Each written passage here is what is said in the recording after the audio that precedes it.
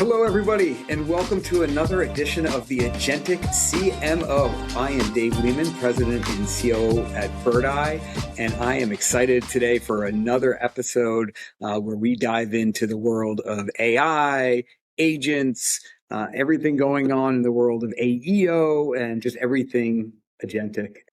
Before I kick off our episode, which I'm very excited for, please go in and register for Birdeye View, September 9th and 10th. We have some amazing speakers, some amazing announcements we have coming up.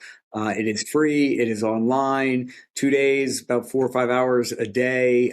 Again, you do not want to miss it. We're talking all things AI and not just theories, but how people are actually driving real outcomes. And we hope to see you there. But today, for our episode, I am joined by Carole Lawson. Carole is the co-founder and chief data officer at MarketStorm. Carole, welcome to the show. Well, thank you so much for having me.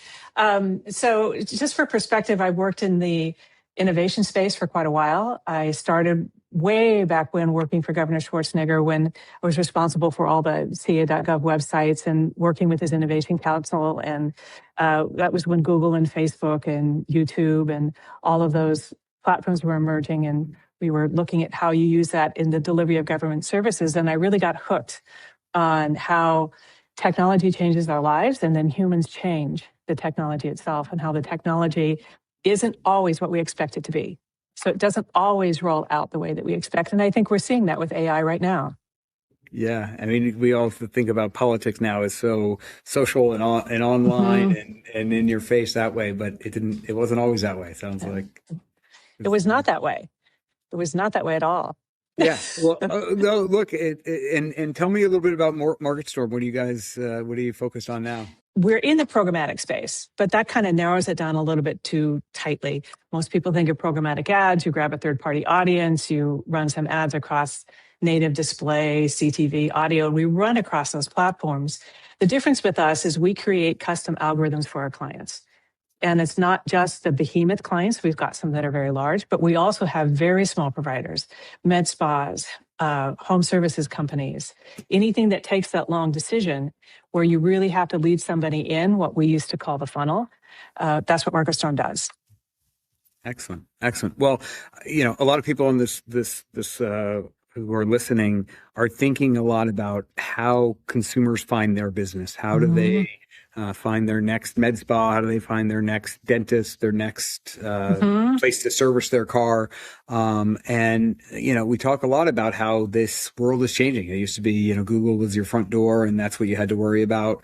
But now with ChatGPT and Claude and Perplexity and all this AI out there, this AEO world, if you will, that's changing. And it sounds like you guys have done quite a bit of research there and know a lot about that consumer behavior. Yeah, so it's changing quite a bit. And the part of the change is that people are no longer relying on the websites themselves, that they're relying on the ChatGPTs. They're relying on Google Gemini. They're looking for data and information in other ways. What that means for us is those of us who have websites have got to think differently about the content on those websites. SEO used to be about getting all the keywords in there.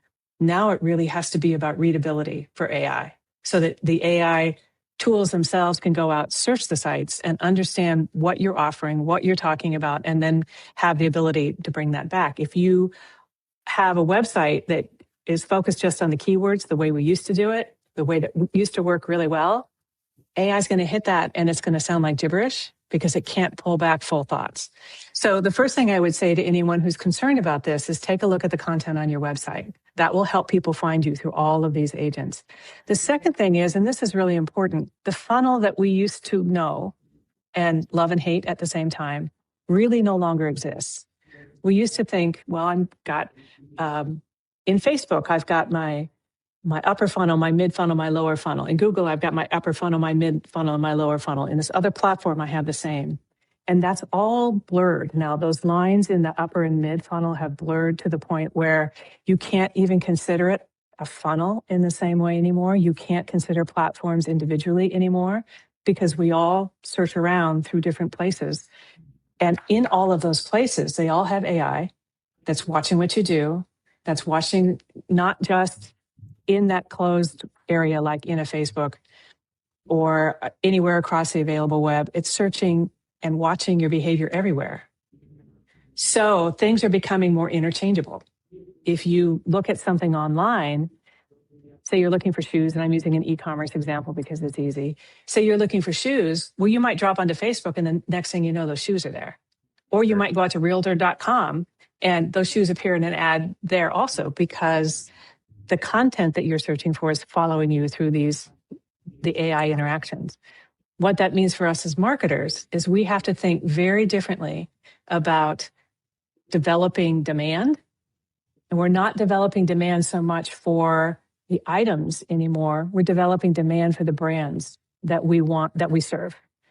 So what I think about is we have two layers now. We have a layer of that intent where all of those things are happening, where all the search is happening. And then there's that demand capture layer, primarily Google, but also now ChatGPT and some of the other tools that are providing direct access to websites. Yeah, we've seen overall that, at least for our customer base, the website traffic is down. Just people aren't coming, but the ones that are coming, especially directly from the LLMs, the ChatGPTs and the Perplexities, very high intent, because I think, like you said, they've done their work, but then a lot of other ones that are going through Google have done a lot of their research already and have, they found some stuff. Still, sometimes go to Google to do that last mile before landing on the site. Well, and here's what's really interesting to me anyway, is 3 years ago, the research was showing that 49% of the time you could change somebody's mind when they started a search or started looking. If they had a brand in mind, you could change their mind. Now it's up to 70%. 70% of the time, if you're in front of somebody in the right place at the right time, you can change their mind and draw them into your brand when they were initially thinking about somebody else. So what that means, it's wild. It's really wild. I mean, and there's social reasons for that. And I can get into the behavioral dynamics that are causing that to happen and things that we see in our own lives and that sort of thing. But from a marketing perspective, it means you can't rely just on Google anymore. You can't rely just on that final search because the decisions are made elsewhere. One of the things I've talked about a lot is that, people were trained by Google on keywords, and the good ones started using the plus and the and cite, and like they got better at it. These new LLMs are training everyone to give full sentences, give full paragraphs, if you will, of what they're looking for. What have you seen? Again, if I'm a marketer, how should I be thinking that the consumer has changed beyond things like that, of longer searches, longer queries? What's changing that consumer behavior? Yeah. So I love that question, because what has changed is our expectations. So we used to expect we'll drop something in, we drop a quarter in the vending machine, we get something out. Right. And so that's not happening anymore. What we expect now is we're going to ask a question and we're going to get a full answer. We're going to ask a full question. We're going to get a detailed answer. We're going to get an answer that has more detail than what we started with. So if you want to be the one that is being chosen, you have to provide that level of detail in a very succinct way on your website so that these tools can refer to it and then bring people into your environment. In the website, I get it. A lot of changes that need to happen there. Obviously, there's still some of the basics of good structure and technical SEO that you don't want to go away from, certainly. But what else? What other, are there third-party signals that you're seeing that are relevant? Trust signals like, online reviews or, social media posts? What other things besides the website should people be thinking about to capture that intent? Every interaction, every single interaction. Okay. So what we've discovered, one of the things that MarketStorm does is, I talked about writing custom algorithms for our clients, and we can serve those all across the available web. When someone like a Google is watching your traffic, they're going to look for the numbers of interactions you've had with the brand name. One of the stories I tell all the time, I'm going to just drop into plumbing just because it's easy. So you've got Bob's Plumbing and Joe's Plumbing. You start searching for Joe's Plumbing, Bob's Plumbing gets in front of you. all the time, wherever you go.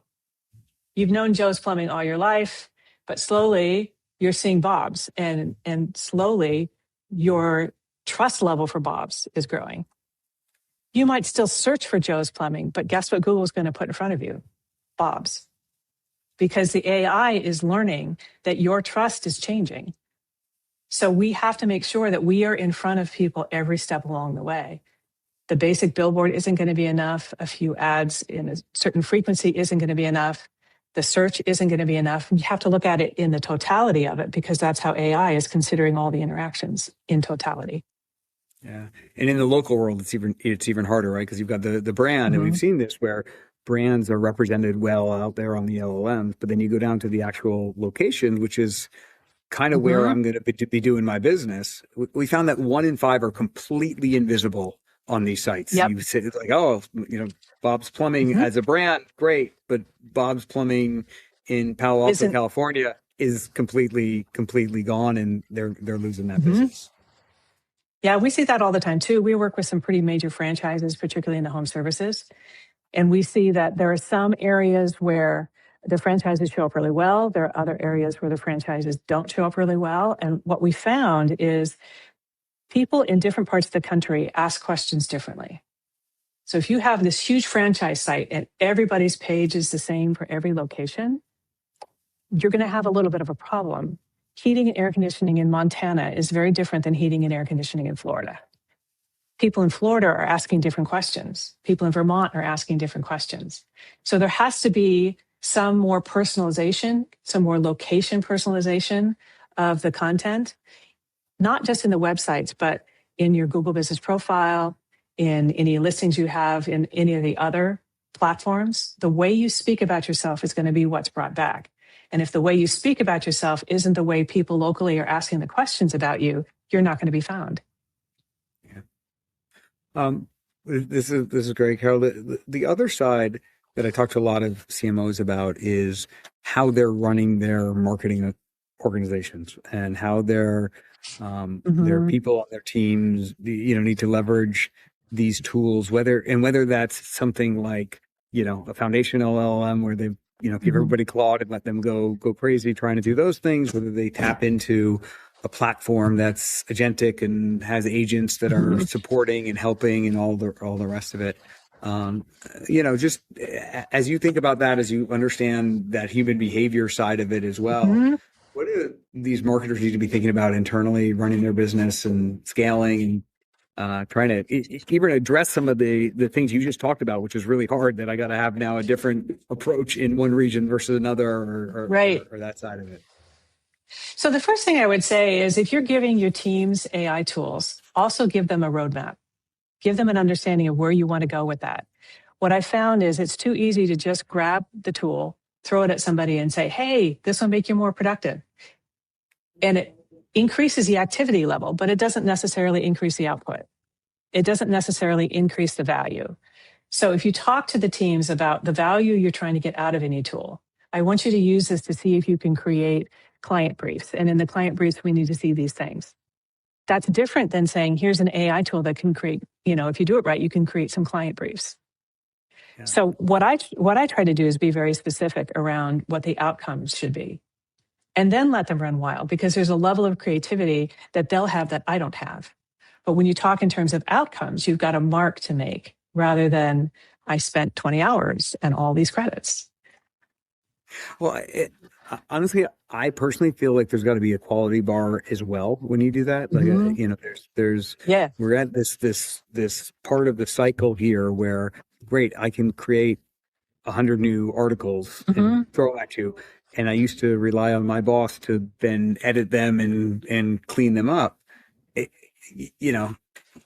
Just because you can at scale create this content, it's still, you got to take some ownership of that quality level and the rest of it. Otherwise, you're overwhelming everybody, even sort of up the chain with quantity over quality.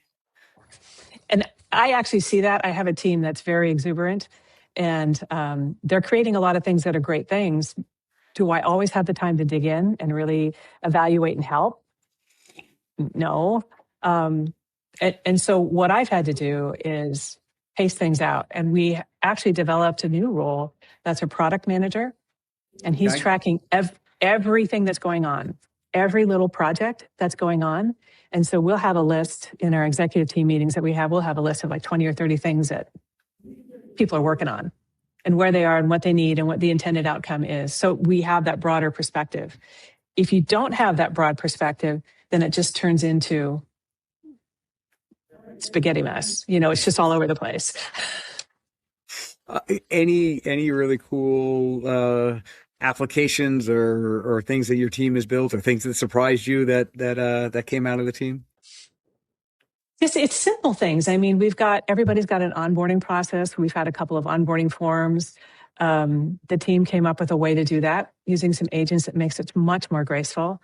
So they're going out, actually searching everything on the website, bringing in all that content, looking through all the Better Business Bureau stuff, all the, licensing, all the other things that we need to know. So by the time the onboarding form gets to the client, it's 80% filled out, and they just go through and verify. So that sped up our process by almost a week because people aren't, trapped in trying to figure out the onboarding form. It's little things like that. Yeah, that's great. Where do you think it's going with teams, again, marketing teams, especially on this, but just in general in work, as these become more mainstream, people get out of the, hey, I prototype some stuff versus I got the right solution in here for AI, and that's like, do teams get smaller? Do people, just produce more? What are the other things that we need to be thinking about? And again, especially in terms of the human behavior side of living in this world. So without really good leadership and without really good targets and goals, human behavior will drift toward, I'm just going to let it run. There's this little, the step away kind of thing, this little bit of fear of getting too engaged because you don't want to make a mistake and it's supposed to just do it. And that intimidation factor can really slow you down. It can really hurt you. So as you're engaging your teams in these tools, monitoring the outcomes and the outputs and helping people think through why that's important to the rest of the business, how all of these things tie into what you're trying to accomplish on a daily basis, how these things hurt or help the client experience, whatever side you're on, how these things hurt or help the targeting experience. And being able to do those intellectual evaluations that the AI itself can't do. If you create those kind of guardrails, you're going to become really efficient. And if you can become more efficient, then you can become more profitable. You can bring on more clients. I'm a big proponent of do the best you can not to fire anybody because of AI. Let's retrain them. Let's teach them how to think through things that are maybe at a different level than they've been working on, but let's all become more efficient. Let's figure out how to make the machine run better and tighter rather than just have more or have fewer humans. Yeah. And what I've found, especially with our customer base and my own team as well, like everybody's working so hard to just keep their head above water and they're ignoring some of the things. Either there's some tactical things that they're ignoring that they probably shouldn't be, that AI can certainly help with, or they're not getting the right amount of time to focus on the strategic things, on the hard problems that, where, still use AI as a tool, still use this as a mechanism to get results out, but you got to use your brain. You got to be asking the right questions. You got to be and again, say it again, they still got to own the outcome of the results. They can't be, that date was wrong because ChatGPT got it wrong. Like that's not an acceptable answer as you go. So one of the things I talk about with my teams is to use these things to make you better. So it's about you. Use it to make you better. Use it to make your outcomes better, what you can do better, rather than just to automate stuff, to get it off your plate. How does it make you better? And that's sometimes a difficult question for people to answer. Carole, when do you either, internally or with your clients, like recommend, hey, just build this from scratch on an LLM, use Claude or whatever, versus, hey, this is the right time to bring in a partner or buy a solution that puts the right harnesses or guardrails on these things? I think it depends upon the team. I think it depends upon the way they connect together and can communicate together. If we have, like, I've got an extraordinary team. They communicate really well about the details of what has to happen, why. They can map out the processes. They understand what we have to do. So from that perspective, I'll take more time and let them run and let them figure it out. When I've worked with teams that don't have that same skill set or don't have that communication between them, it's much better to bring in somebody who will put in those guardrails because the team itself can't or won't. Makes sense. Right. They don't even know what they're missing on that side of it. Excellent. Well, Carole, this has been a fantastic conversation. I know you're a data scientist, data person, but to me, you certainly qualify as an agentic CMO. So I will crown you with that title today. Any last bit of advice for people out there that are trying to figure out this new world, trying to get ahead, trying to be at least up to speed with everybody else diving into the agentic world? So a little bit of self-promotion here. We have a website called Think with MarketStorm, thinkwithmarketstorm.com. I do a lot of writing. Podcasts that I do are out there. If you want to track with the way I'm thinking and what I'm seeing, it's all out there. Our CEO, Rick Brown, also puts his podcasts and things out there as well. So you can kind of see MarketStorm's brain. But I would the other piece of advice would be, don't be afraid of it. Don't expect it to do everything. As a leader, be clear about the outcomes that you want to see. Use it like any other tool. Love it. Carole, thank you so much. It's been great getting to hear about your business and what you're seeing out there in the world of AI and consumer behavior and the rest of it. And again, thank you everybody for joining us on another edition of the Agentic CMO. We will see you hopefully at View in a couple weeks, and we'll see you on the next episode. Thanks everyone.